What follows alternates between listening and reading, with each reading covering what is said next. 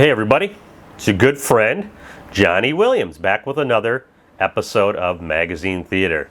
This week we are looking at High Times magazine from July of 1981.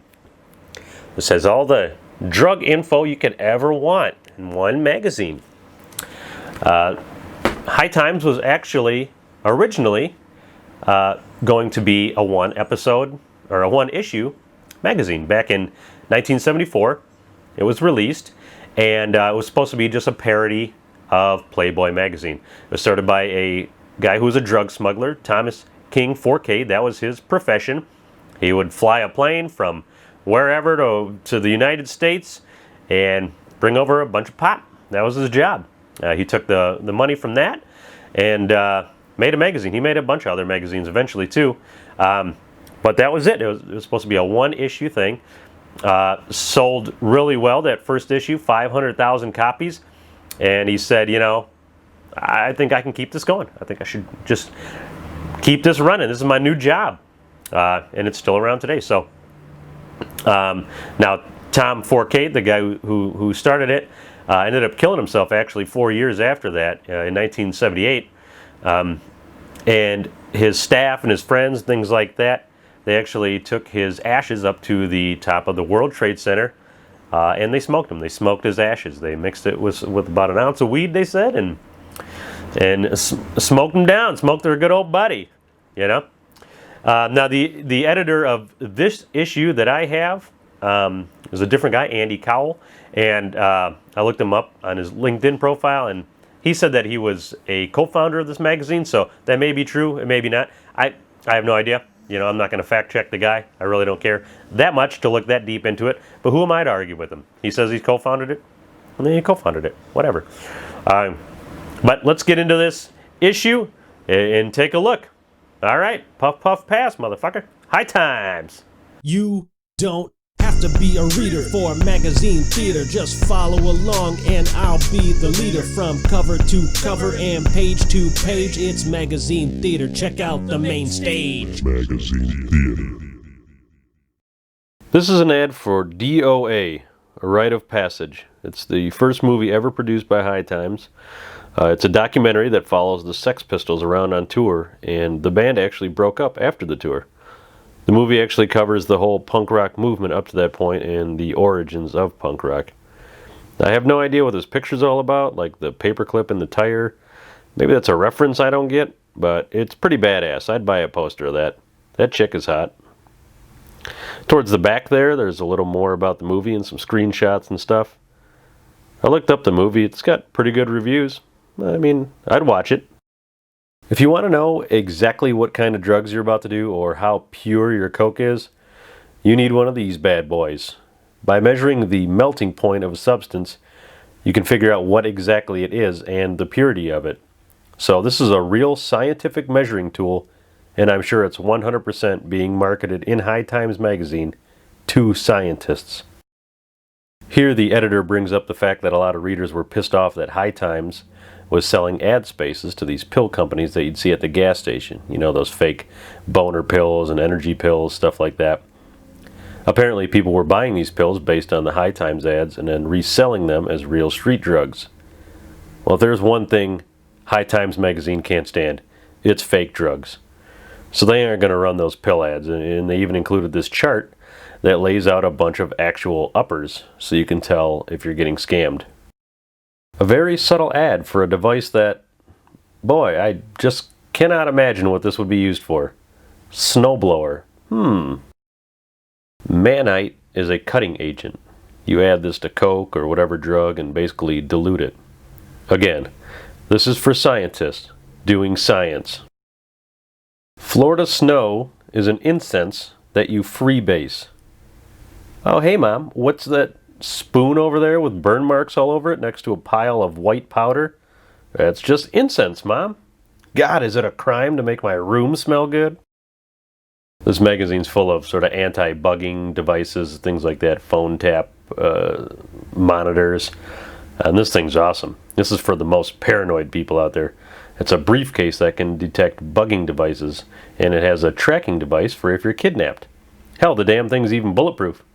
and only 25 bucks. These grow your own shroom ads are awesome. I love this psychedelic kind of shit. I had no idea there were so many different kinds of shrooms. Now, I was a High Times reader, mostly back in the 2000s, but I've always taken their news sections with a grain of salt. Kind of skeptical of the news, just because they lean so far to the conspiracy side of things. But maybe that's just because I'm brainwashed by my government, and I only believe things that my government tells me. Maybe High Times is a really good investigator of the government. Maybe they really do know all these secrets and things, and nobody listens to them because they're like me. They're just like, it's High Times. They're like a drug magazine. What do they know? But they might have all the secrets. I don't know. Take this story, for example. Operation Grouper. Super bust or super hype. The story says that in 1982, the DEA, so that they could get top dollar funding for the organization, brought charges against 14 separate drug trafficking organizations, and they said the busts were all a result of an undercover operation called Operation Grouper. Their agents infiltrated these trafficking organizations, and over a 3-year period, they gained enough intelligence to where they could seize about $100 million in drugs, mostly pot, and they arrested 155 people. So this is where it starts to sound like The Wire, the show The Wire. They want to see dope on the table, basically, so they need a big bust to make the press happy and show everybody that they're actually doing some work. But here's where it starts to really sound like the High Times part of it. So NORML, the National Organization for the Reform of Marijuana Laws, they accuse the DEA of basically participating in drug trafficking. Since they were undercover for 3 or 4 years, whatever it was, they were basically turning a blind eye to all this drug trafficking going on, and in essence, they were getting paid to do it because they were getting funded with government funds to keep this investigation going. So, meanwhile, they're making tens of millions of dollars and participating in drug trafficking so they could build this case and bring these people down. You know what? This is all starting to make sense. Yeah, it's becoming crystal clear now. The DEA was in on it the whole time. See, High Times knows. High Times knows the truth. The DEA said that any drugs they saw come through were seized. But how could that be possible? Over 3 years, you mean to tell me you went back and got all those drugs that came over? I doubt it. NORML says they maybe seized 2% of what they helped bring into the country. Now, I tried to find info on Operation Grouper, and I couldn't find anything. So maybe it's been classified. Maybe it's all made up. I'm not sure, but it doesn't sound that unbelievable. This kind of caught my eye. A book called Get Even 2 by George Hayduke. In 1989, a U.S. Navy battleship had a turret gun explode and kill 47 people. And the Navy said it was done on purpose by a sailor who had a homosexual relationship with another sailor, and that relationship ended up going bad, so he blew this turret gun up. In his locker, they found one of George Hayduke's books called The Complete Book of Dirty Tricks. Now, I don't know if this guy's prank revenge book said anything about blowing up artillery guns on Navy ships. But it's interesting. Maybe they did. I don't know. I didn't read them all. I do know one prank that was in a book of his, and it was for a woman to go into an adult movie theater, because nobody would suspect a woman of doing this, and take a squirt gun with them. And when the adult movie starts getting really good, get to the climax scene, that's when she would spray people with the squirt gun, and basically pretend, somebody is jizzing on you from behind you, which happens to all of us. That happens to me in regular movie theaters all the time. I'm either getting jizzed on, I'm jizzing on other people. This, just at regular movies, at the Avengers, here I go, jizzing all over people. But that's an idea of one of his pranks. So, blowing up artillery guns, fake jizzing on people in adult theaters. It's just a wide spectrum of sort of prank revenge things you can do. These are drug prices from around the world, submitted by High Times readers. So if you're buying drugs and your dealer in Mexico tries telling you it's $20 an ounce for that Guerrero gold, you can say, bullshit, it's 7 to 12, right here, motherfucker. Don't try to play me, homie. Damn, wait, $12 an ounce? Well, I guess it is 1981, and it's Mexican weed. This is some story about a chimp that was forced to smoke weed as part of some experiment. I have no idea what's going on here. I don't think I'm high enough to understand it. This definitely came out of an acid trip or something.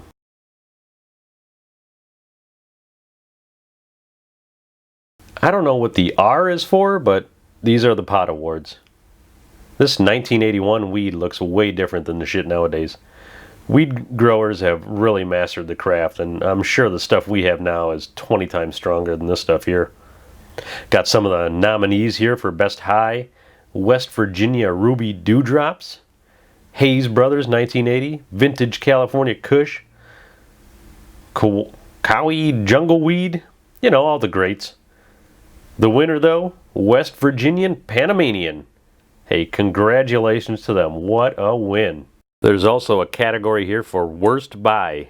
You've got Hayseed Weed from Arkansas, which lost out to almost all commercial Colombian weed. They say if all you have to smoke is some Colombian weed, you're better off not smoking.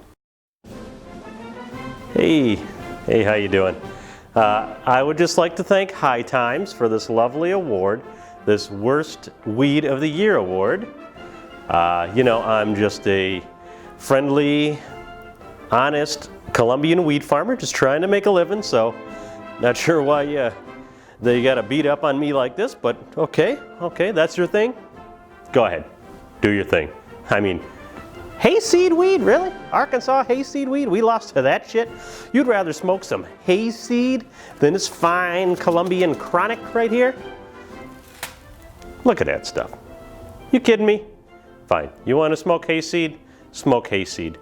You know, just before I go, I'd like to give out an award of my own. It's called the Kiss My Ass Award, you piece of shit. This is a little article about Kabbalah. You know, the stuff Madonna's into? That's what this is. The science of strange accidents. The fact that trees make oxygen and we breathe oxygen. The trees aren't thinking about making oxygen for us, they just do it. Now anyone else may think that's just a coincidence, but not a Kabbalist. The world is full of meaningful connections. All that seems meaningless, chaotic, and weird is as important as what seems lawful and comprehensible. Every incident and event is a direct communication between God and your soul. The license plates on passing cars, the clouds floating by overhead, the ants in the grass. All communications between God and your soul. 23, the number of death and rebirth. 666, the sun and the Antichrist.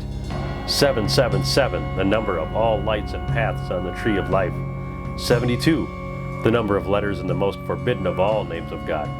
The pyramid on the dollar bill has 72 divisions. Count the divisions. 72. Here's an article on how to tell if your cocaine is good or not. Got some comics here in the back. They're all weird, but the art's pretty cool. Pinheads are everywhere with a dude that looks like Zippy, you know, the guy from the newspaper comic strips. Moral Remains, a cowboy priest or something. Trash Man. No, not that Trash Man. And then there's a Where Are They Now for the Little Rascals. Kind of a dark humor thing, but just in case you thought this was serious, this is not real. It's only intended as satire. Alfalfa did not get shot, and Porky is not a kiddie porn filmmaker who puts his grandchildren in his movies. This is a weird fucking magazine. And finally, here's our summer reading list. Narco Nympho and Acid Orgy are just great books that I highly recommend. So start with those. So that's it. That's our look at High Times magazine from 1981. It was an interesting look because High Times was such a big part of that counterculture movement in the 70s. And, you know, then everybody was transitioning into the 80s, which was a totally different decade. It was also shocking to see how many sort of cocaine ads were in here and articles about doing coke and making sure your coke is good and all this stuff, cocaine accessories for sale. It's pretty wild, especially since you can't even advertise for cigarettes now in print. So, and for a while you couldn't even do, I think they banned hard liquor ads. So, pretty wild to see ads for just like, hey, the Snowblower, shoot coke up your nose, basically. But that was the 80s, I guess. And then later, when I would read High Times, it was mostly, a pot magazine. That was it. It was about weed. Centerfolds of weed. And the weed looks a lot better nowadays than it did back then. But that's just science, baby. That's progress. But an interesting look at the 80s and at High Times and the drug culture. You can check out hightimes.com now. They're still around, still doing things, and like I said, it's mostly weed focused now, but whatever. It's probably CBD oil now. Who knows what they're talking about? I don't go on there. What am I going to do on there? But that's it. That's Magazine Theater. Like and subscribe. Leave me some comments. Say hi. I don't give a shit. Tell me if you're getting high. Do you read High Times magazine? I mean, not that I really care, but I'd like to know. Let me know. What the hell? What else have we got to talk about?